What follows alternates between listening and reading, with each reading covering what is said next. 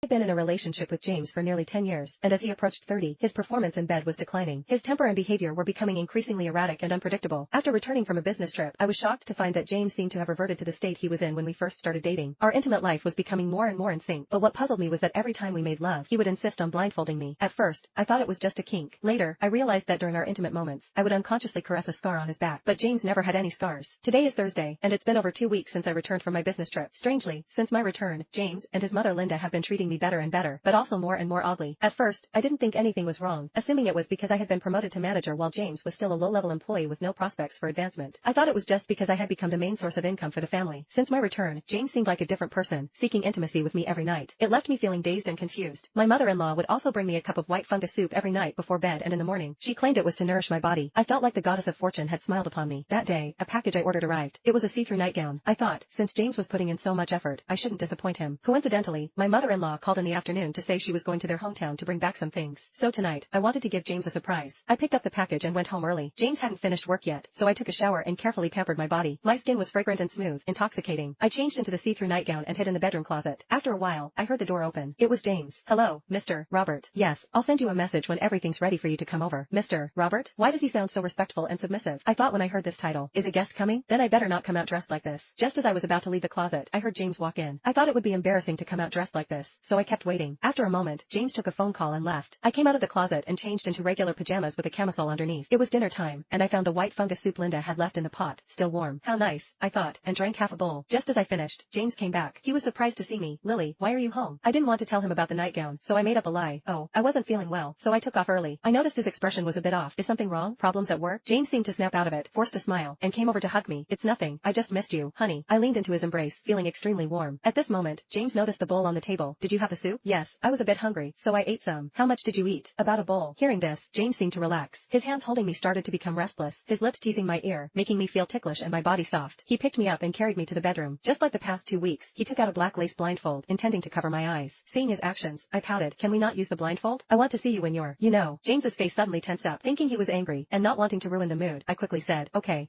let's use it. Go ahead. James then covered my eyes. The lack of vision made my skin even more sensitive. James leaned down, continuously kissing my forehead, nose, lips, neck, and then gradually moving lower. My mind was becoming hazier, but not as severe as the previous times. At this point, I felt the warmth on my body disappear. The haziness in my mind only allowed me to express my dissatisfaction with soft moans. Be good. I'm going to get a condom. Wait a moment. Hearing his voice, I relaxed. After a while, I felt someone on top of me again. I wrapped my arms around his neck, accepting his increasingly rapid rhythm. At this moment, my hands, which were restlessly roaming his back, felt a scar. It wasn't long, about 6 to 7 centimeters. Suddenly, a thought flashed through my mind. James didn't have any scars. I wanted to use my hand to remove the blindfold and look at James. The next second,